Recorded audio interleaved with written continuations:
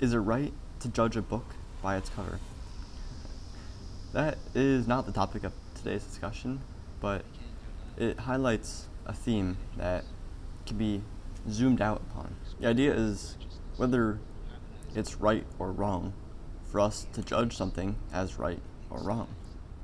With everyone having their own sense of right and wrong based on experience, based on opinions, based on who even knows at this point what is involved in someone making a call on something being right or wrong. Is there a way we can boil this down for a universal sense of yes or no, right versus wrong, etc.? I think there is. You know what? I would go as far as to say that I feel that there is only one way of determining whether something is truly right or wrong. And the way I've gone about this, not throughout my entire life, but more so recently in my life, is splitting it in half and determining whether something is in service to myself or in service to others. And of course there's nuance to this, but that is the general framework I go about determining whether something I would say is right or wrong. Let's start with the challenging example of abortions. How do we digest this problem into the framework of service to self or service to others? Now, let's split the idea of abortion in half into pro-life versus pro-choice. So with pro-life and pro-choice, what would be the most selfish option for one to take if they were to go down the path of service to self?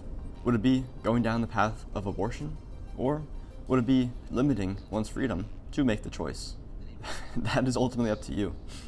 So with this challenging example, I'm not saying that going down this idea of dividing it between service to self versus service to others is the ultimate way of determining whether something is right or wrong, but it is the first step down the process of figuring that out for yourself. Because where else are you going to start? Are you going to start in a gray zone where you have mixed your whole childhood and adult life experiences and lessons learned into your moral compass that you now make decisions upon? Or are you going to try this framework out and use that as the beginning steps to go down that path of figuring out what is ultimately right and wrong for you? Because if you hold yourself accountable to living a life that is in service to others, then the decisions will begin to unfold so long as you remain faithful to that idea.